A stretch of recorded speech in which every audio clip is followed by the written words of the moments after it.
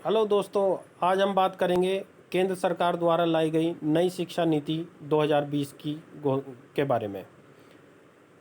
केंद्र सरकार ने नई शिक्षा नीति की घोषणा कर दी है, जिसमें हमारे जो एजुकेशन सिस्टम है उसमें बहुत सारे सुधार के लिए उन्होंने बात की है।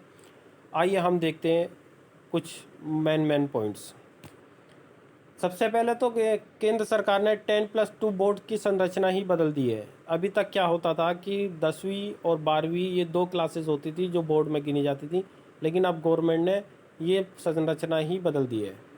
अब इसकी जगह नई संरचना में 5+3+3+4 की संरचना होगी, जिसमें पहली कक्षा से लेकर 5वीं तक प्री स्कूल माना जाएगा, 6 क्लास से लेकर 8 क्लास तक मिडिल स्कूल माना जाएगा, 9th क्लास से लेकर 11th क्लास तक ये हाई स्कूल माना जाएगा, और 12th के बाद ग्रेजुएशन होगी डायरेक्ट। 12th ग्रेजुएशन और 12th दोनों को एक साथ कंबाइन कर दिया गया। कोई भी डिग्री अब 4 साल की होगी।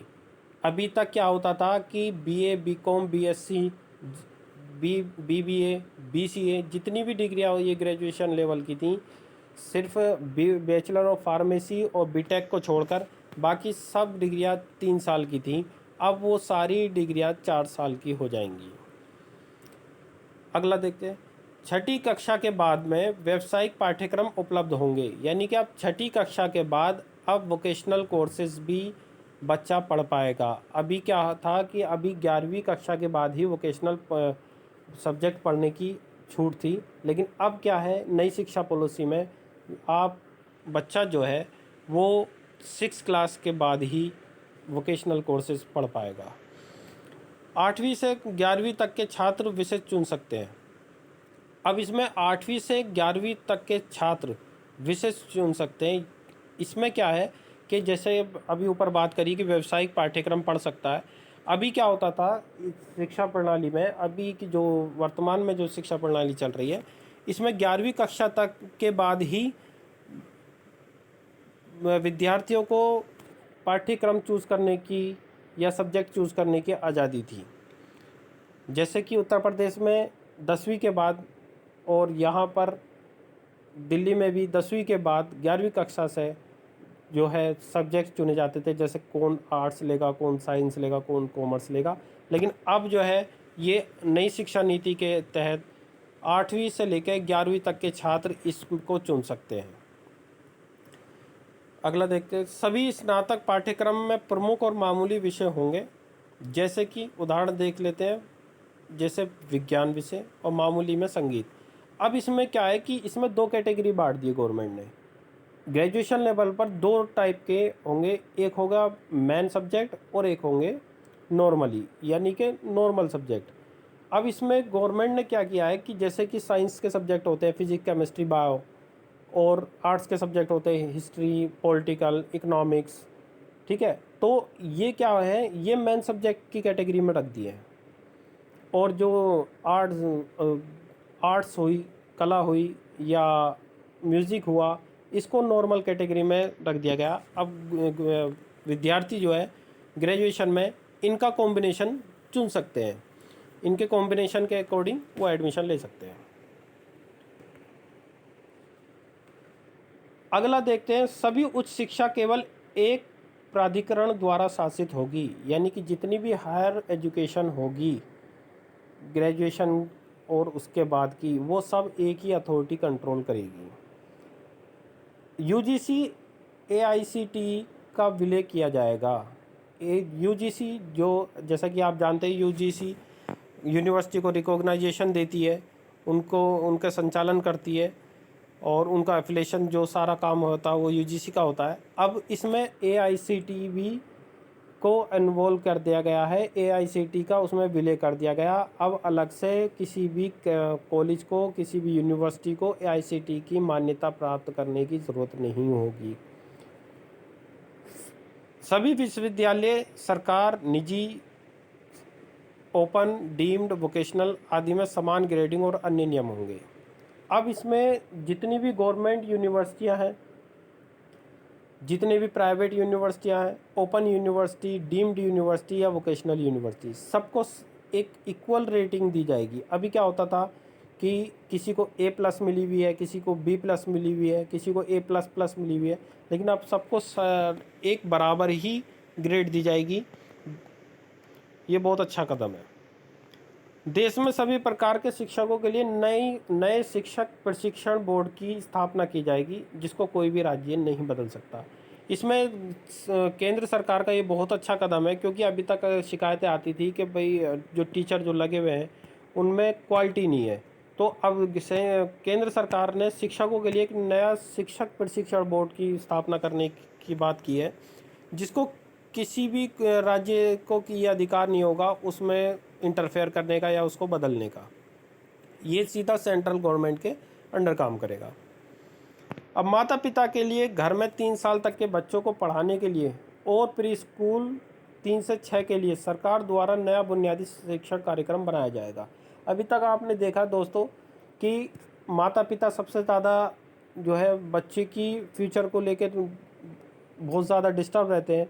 जब वो स्कूल जाना शुरू करता है तो वो सबसे पहले प्ले स्कूल जाएगा, प्री जाएगा, तो उसमें सबसे ज़्यादा अब उसके लिए गवर्नमेंट एक ड्राफ्ट तैयार कर रही है, जिसमें बच्चों को 3 साल तक के बच्चों के लिए तो उसमें एक सहूलियत दी जाएगी।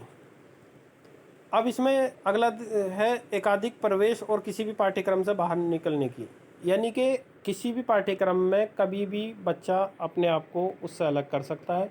ये ज़रूरी नहीं है कि अगर 3 साल की ग्रेजुएशन डिग्री है, 4 साल की ग्रेजुएशन डिग्री है तो उसे 4 साल ही पढ़नी है, वो कभी भी उसे छोड़ के जा सकता है।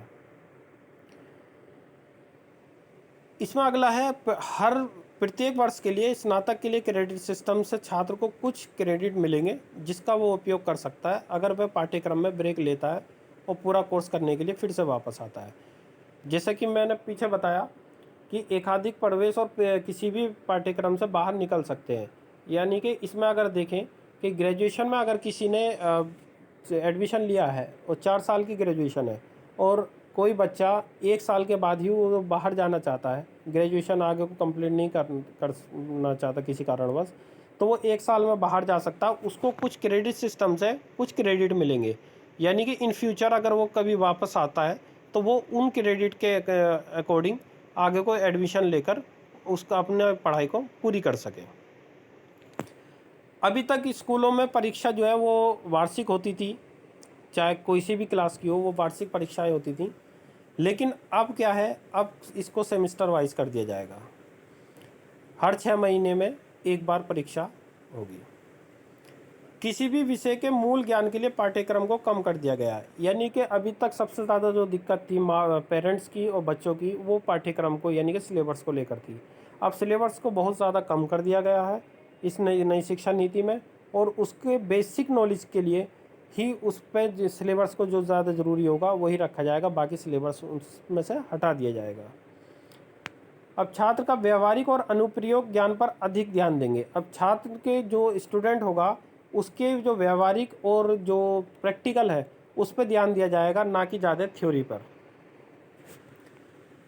अगला इसमें है किसी भी स्नातक पाठ्यक्रम के लिए अगर छात्र केवल 1 वर्ष पूरा करता है तो उसे एक मूल प्रमाण पत्र मिलेगा। जैसे कि मैंने अभी बताया कि भाई बच्चा जा सकता है और कोई भी रेटिंग गवर्नमेंट देगी उसे, तो क्रेडिट वो लेकर वापस आ सकता है। तो इसमें क्या है, इसमें बहुत अच्छा ये गवर्नमेंट करने जा रही है कि अगर कोई बच्चा 4 साल की ग्रेजुएशन करता है और वो 1 साल उसमें ड्रॉप आउट कर देता है 1 साल के बाद, तो उसको एक सर्टिफिकेट गवर्नमेंट प्रोवाइड करा देगी।